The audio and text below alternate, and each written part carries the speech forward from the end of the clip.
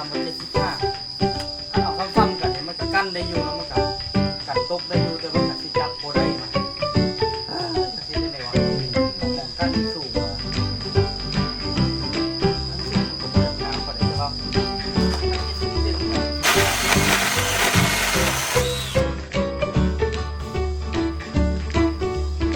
เล็กไล่ล่ะ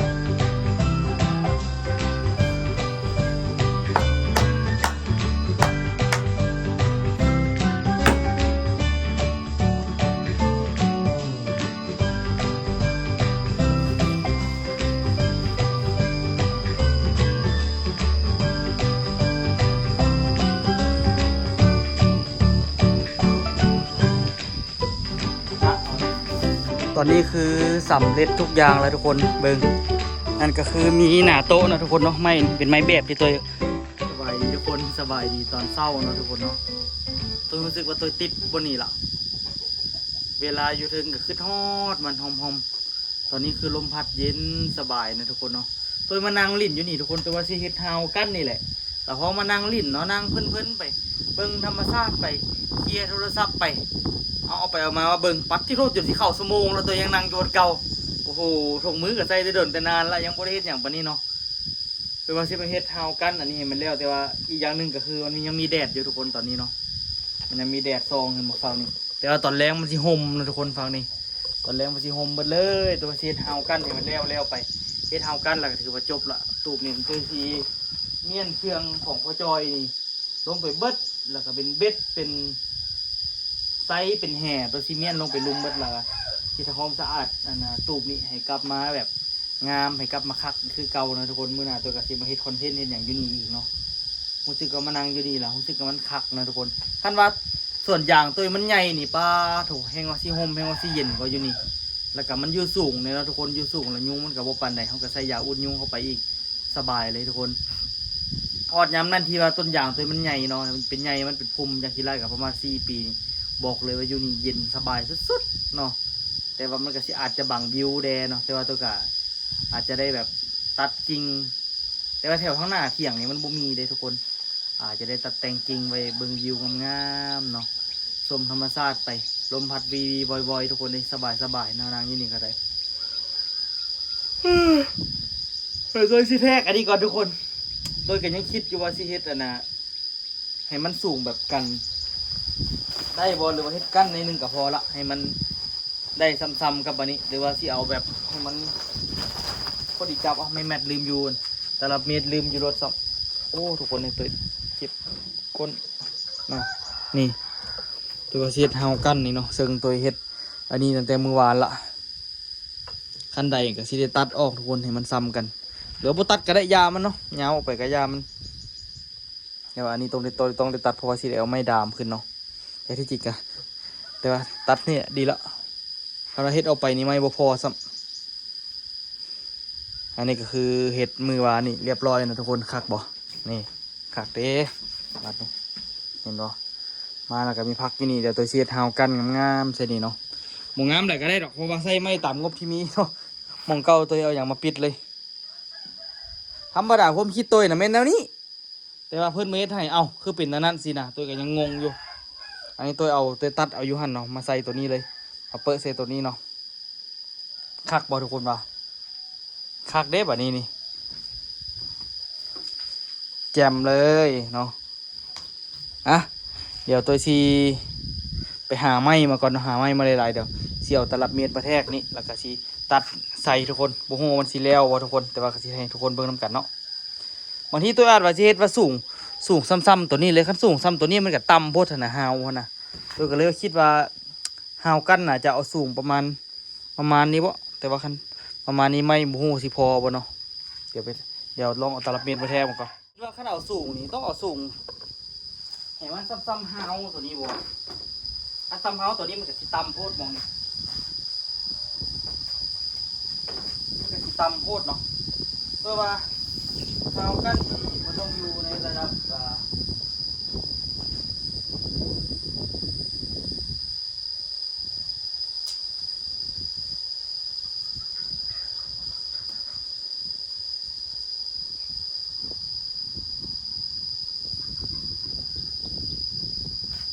70 เซนก็ได้เนาะอันนี้ประมาณเท่าไหร่วะ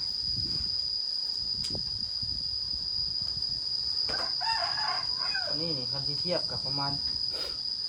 บอด60 เซนซ้ำ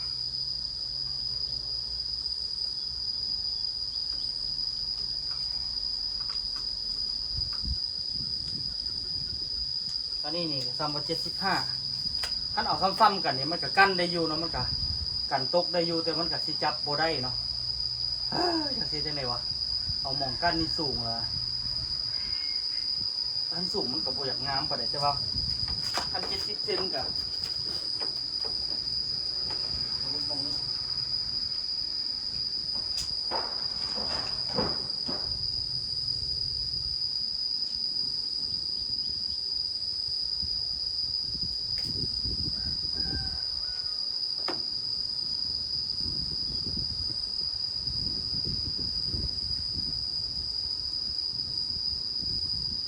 มันอาจจะประมาณ90 เซนเนาะมันจะสิพอดีครับ90 เซนกับขั้นสิเทียบนี่ก็ตัดไม้ก็ต้องตัดอันนะต้องตัดเส้นละเม็ดหรือว่าเม็ดปลายนิดนึงเพื่อที่ได้ไปตีเล็กทาบกับอันนะคันตัวนั้นเนาะ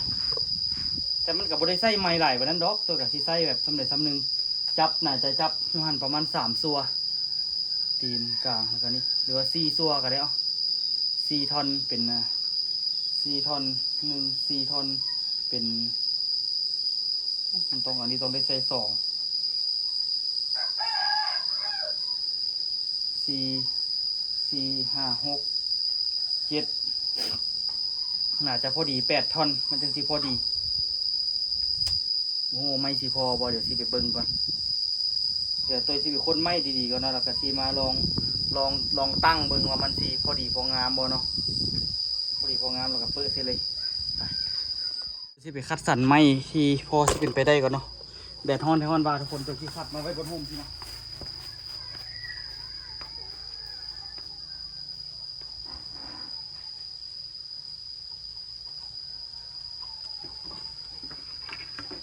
ไม่ก็เอาไม้เรือของเขานี่แหละ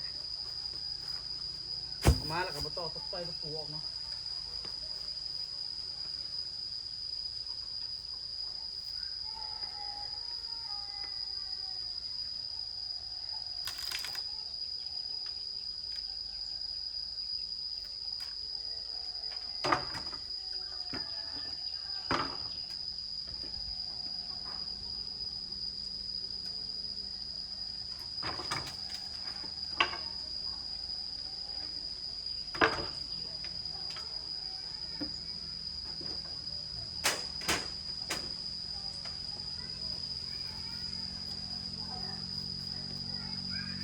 ตอนนี้ไม่ดีๆก็เกือบสิบมีแล้วทุกคนเลยแต่ตัวกับโบต้องการหลายเฮงเนาะหัวมั่วหัวมือเนาะ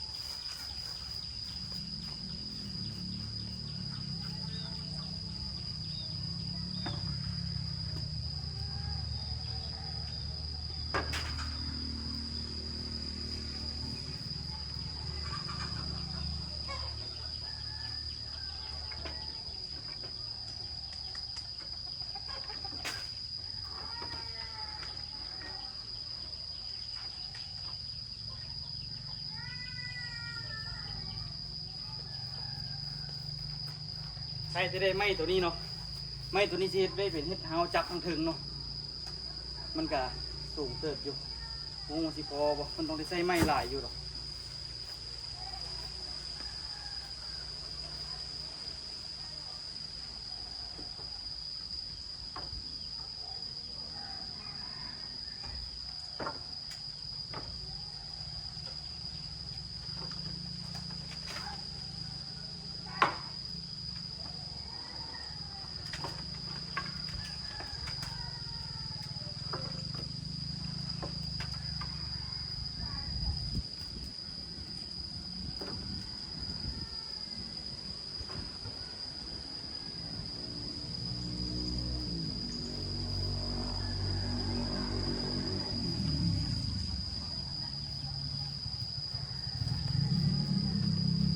นี่เนาะเอาสักนี้ก็เดี๋ยวพอเอาจริงไปหาเอาไหม พอดีมือวานได้เหล็กงัดมาละสิได้ใส่เหล็กงัดเติมมานี่ดู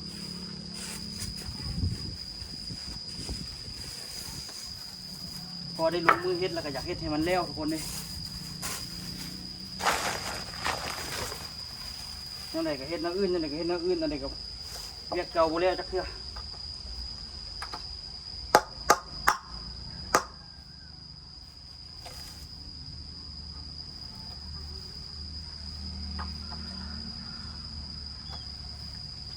ที่ข้านสุดกับมาถอนตะปูนี่แหละ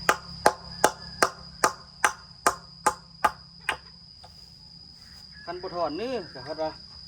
สิ้นงานมันบ่เป็นตะเบิงเนาะ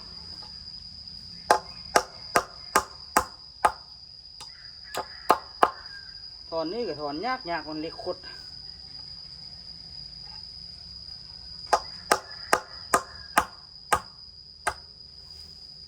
นั่งบ่ได้เลยทุกคนมันเจ็บตูดเนาะเจ็บมาดุนละ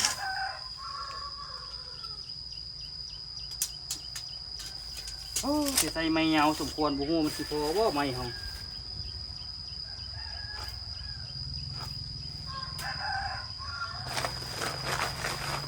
นี่เลยอันนี้แหละนี่คืออยากเฮ็ดนั่นอยากเฮ็ดนี่ทุกคนเลย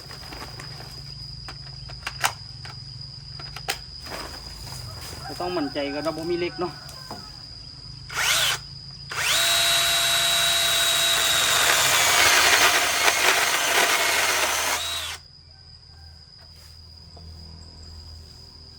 เล็กหลาย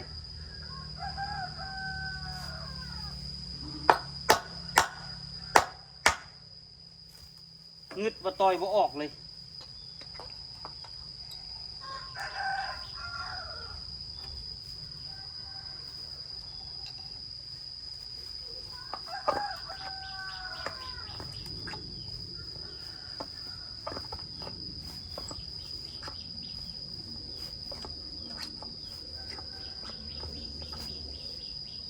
มีแต่ได้หักก็อย่างเดียว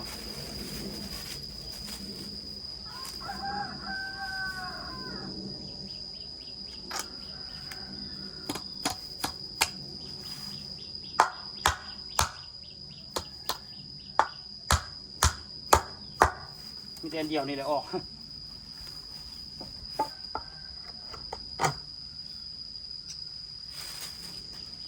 ขอให้ได้2 ท่อนอยู่บุ้งว่าได้เท่าไหร่แต่ว่าคันใดมันก็สิเอาเลยเนาะโอเคโอ้เหลือหน่อยพูดไปดีละตัวแบงกันให้ได้2 ท่อนเนาะมันเหลือสั้นพูดไปดิแต่ก็ยาเอาเลย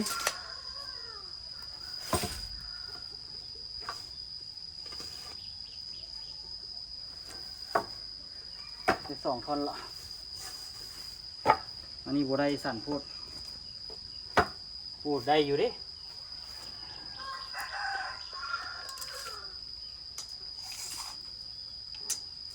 เอา10 กะได้เอาไปตั้งเส้นแล้วแหละนี่ไม่ยังกับไปปรับใส่ซะเนาะแปลงก่อนโดยสิเฮ็ดอันนี้นี่ประมาณจาก90 เซนนะทุกคนอันนี้ได้ไม่มาแล้วแต่ก็ยังไม่ครบหรอกเฮ็ดไปละคันบ่พอละถึงนั้นจะเอาอีกเนาะไม่ตัวนี้ก็ยืออยู่บันไดขนาดเนาะ10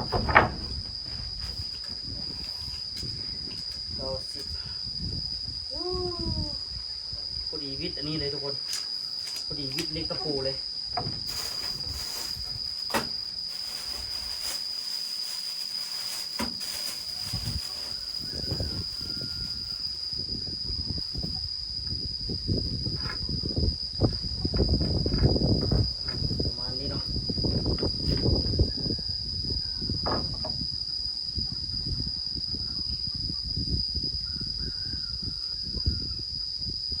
ตัวสิตอกเลยทุกคน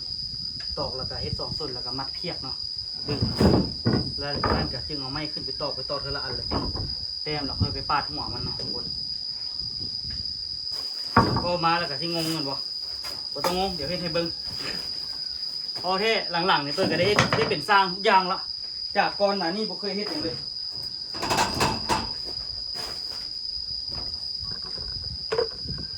ตัวสิเฮ็ดรวงนอนเลยเนาะบ่เฮ็ดรวงตั้งเนาะไม่อันนี้ที่จริงเฮ็ดรวงตั้งมันสิงามกว่าแต่ว่าตัวก็เบิ่งสภาพละอันน่ะเฮ็ดรวงนอนดีกว่าเนาะเฮ็ดรวงนอนติดอันนี้เลยมันสิ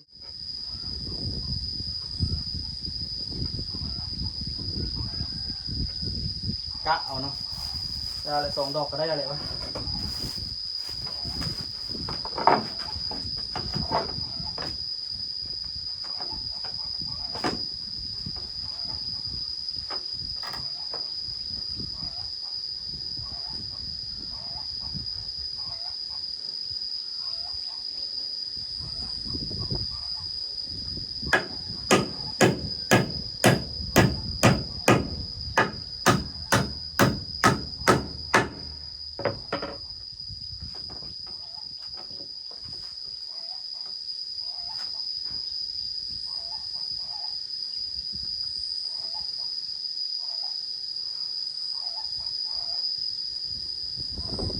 เดี๋ยวตัวสิเปลี่ยนใจว่ามันสูงโพดบ่วะ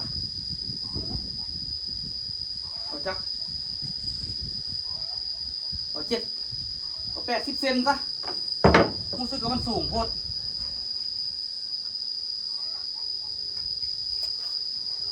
มันสูงหลายแล้วมันกับบงงามนะทุกคน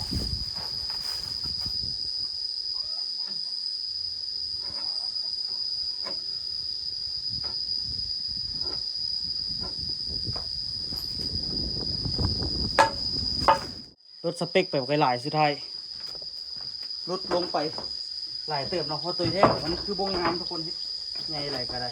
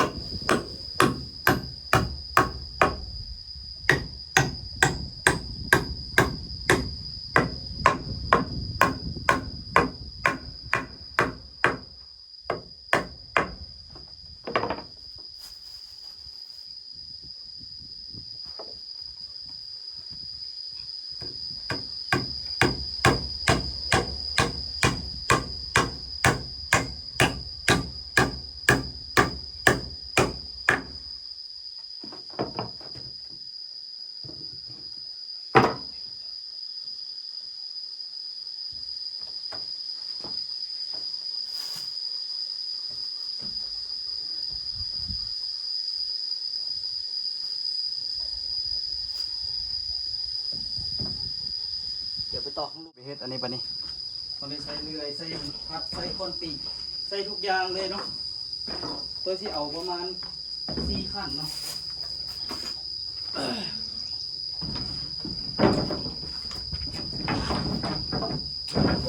แม่นเลยเนาะคือต้องเอาทั้งลุมตัวละเล็งเทียบก่อน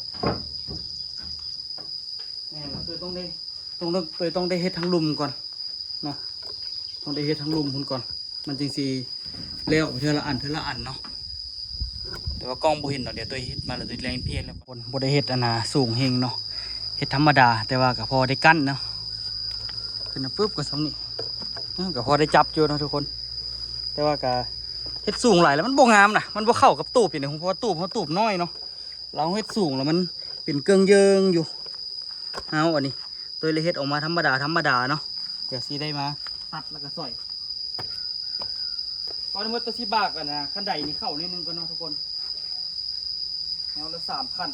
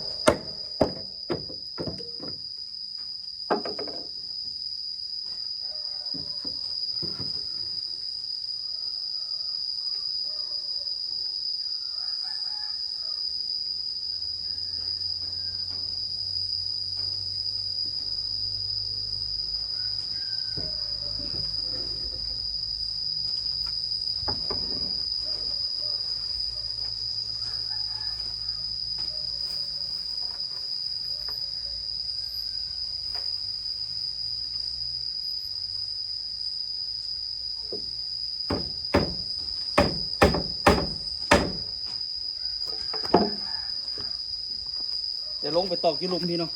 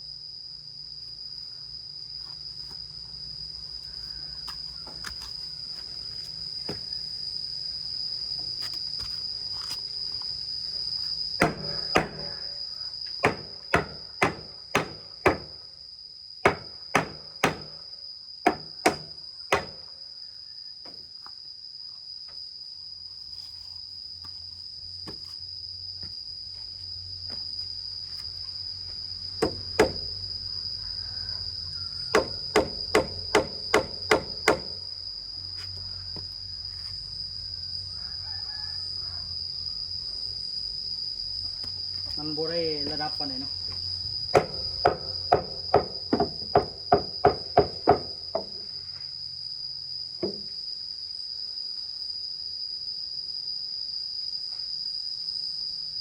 อีกอันหนึง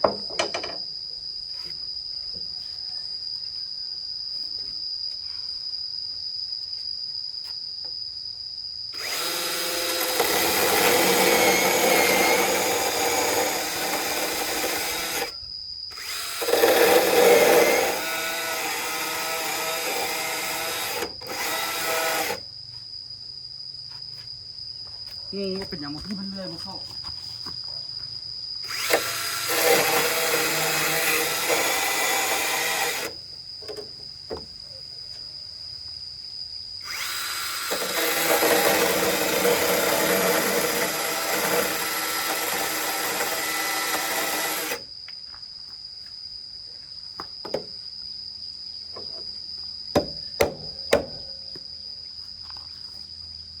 งามเลยตัวนี้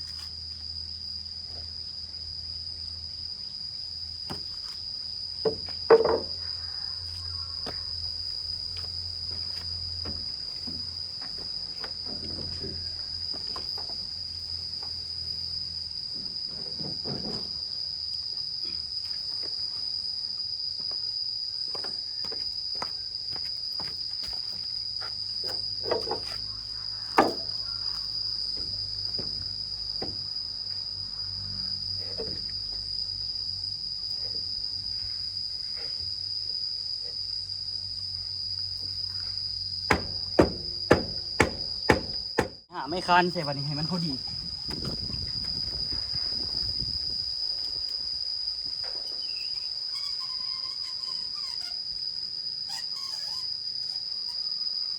มันต้องประมาณ2 เมตร 40พุ่นน่ะเอ้ยไปซอกไม้เสียเนาะป่ะนี่เนาะเดี๋ยวไปลองซอกหาก่อนเด้ออันนี้อันนึงโอ้พอดีคักเนาะไม้ที่ตัวร่อนไว้มือเศร้านี่แหละลืมว่าตัวเองเฮ็ดเมียนละพอดีคักเลยเดี๋ยวตัวชิดพี่แปลงอันนี้นิดนึงเนาะนี่ให้มันเป๊ะ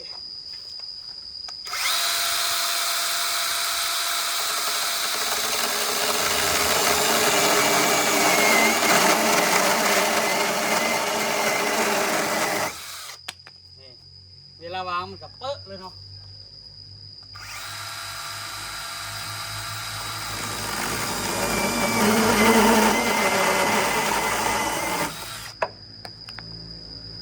ง่ายพอมีอันนี้ล่ะสะดวกแค่สะดวกว่า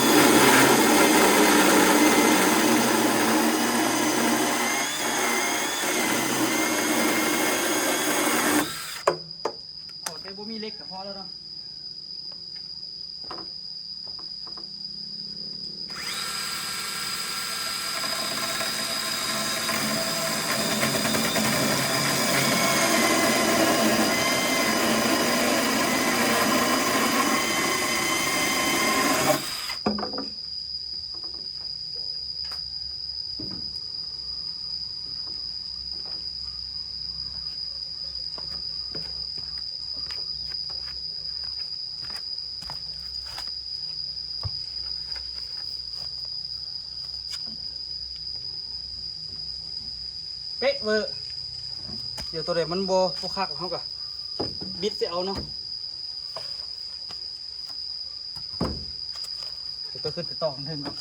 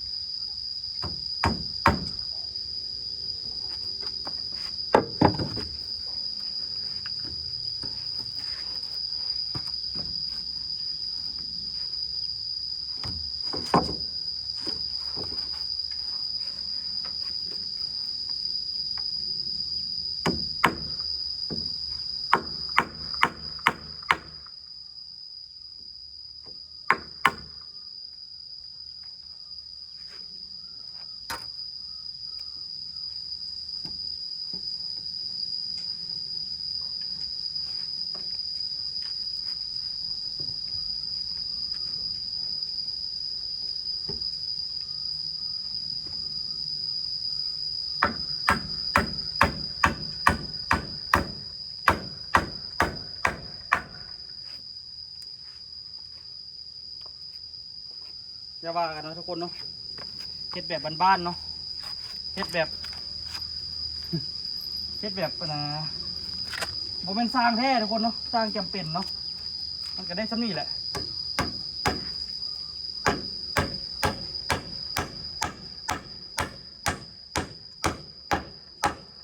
ดีแท้ก็เป็นเอาสีสแลกมาคัดมาเก็บงานดีๆเนาะ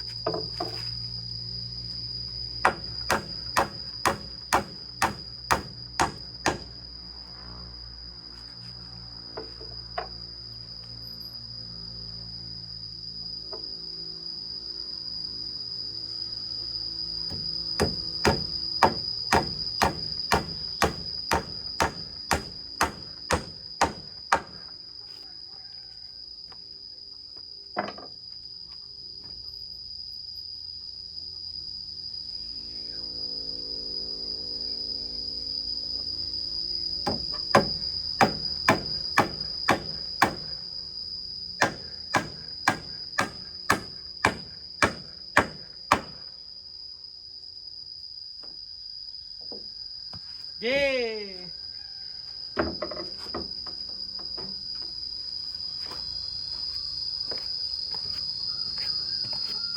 เครื่องตัวนี้ก็ตัดตัวนี้ออกในนึงเนาะเห็นมันคืองาม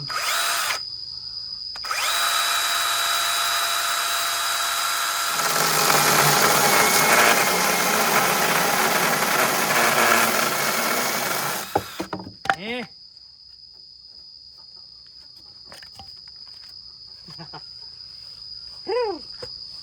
ใครหรือเปล่าบัดนี้ในที่สุดก็มีเฮากันเนาะเอาใครแล้วบัดนี้พอยางได้สบายๆแล้วเนาะพ คนกับบ่ย่านตกแล้วแหละขึ้นมาซะนี่ยังบ่แล้วนะเหลือตรงนี้นะข้างหน้านี่งอนี้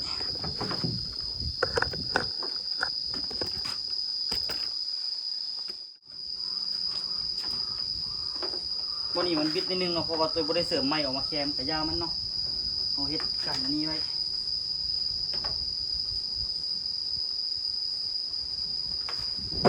นี่มันบิดนิดนึงเลย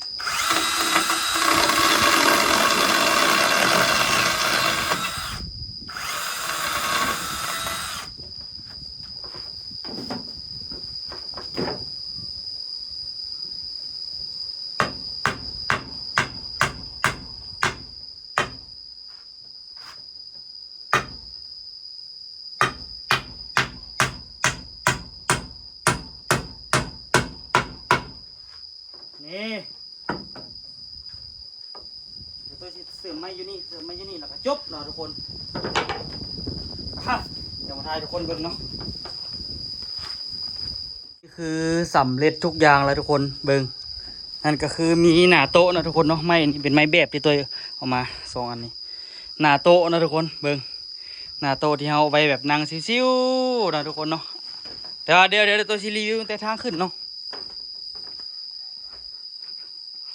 เอาละบ่ย่านแล้ววันนี้ทุกคนนี่ทางขึ้นของเฮาก็จะเป็นประมาณนี้เนาะบ่ย่านตกละตีบัดนี้นี่ยังบ่ได้ทำความสะอาดเนาะนี่มานี่แล้วก็มีหน้าโต๊ะอีกเนี่ยนึงเนาะหรือว่าสิเอาหน้าโต๊ะนี่ก็ได้ชิวๆนี่พอดีตั้งนั่งเบิ่งเอาวางอย่างกับข้าววางอันป่องซ่าๆนะทุกคนเนาะจาก2-3กระป๋องเนาะชมวิวไปแล้วนี่คันต้นไม้ใหญ่ก็สิได้ห่มข้างหน้าบังเฮ็ดห่มข้างหน้าทางนี้ก็สิได้ห่มจากตัวนี้พอดีทุกคนได้เบิ่งเรียบร้อยบ่ทุกคนเนาะ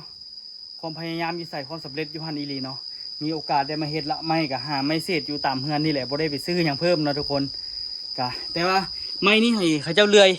ไม้ก้มม่วงมื้อนั้นเนาะเพราะว่าไม่แบบของบ่ได้มีปานนี้เนาะถ้าพี่ตัวเสียมาเฮ็ดไม้แบบแต่ว่าเอามาเฮ็ดหน้าโต๊ะซะมื้อหน้าตัวเสียเอาผ้ายางมาปูทั้งหน้าดีๆเนาะเพราะว่าไม้อันนี้มันบ่ค่อยงามหรือว่าหานะซื้อแนวคัดมาคัดก็ได้เนาะมาคัดทั้งหน้าดีๆนะทุกคนมันหักแล้วนะทุกคนไม้ต้นมะม่วงนี่คักบ่บาดนี้ซ้ำสิคักบาดนี้เนาะทางยางออกไปสะดวกสบายอ่ะทุกคนเป็นยังไงเอาไว้เจอกันคลิปหน้าเด้อสำหรับคลิปนี้บ๊ายบายทุกคนสบายดีเด้อมื้อหน้าให้อุคามาลองมึงเนาะว่าตัวของเฮาเป็นยังไง แจม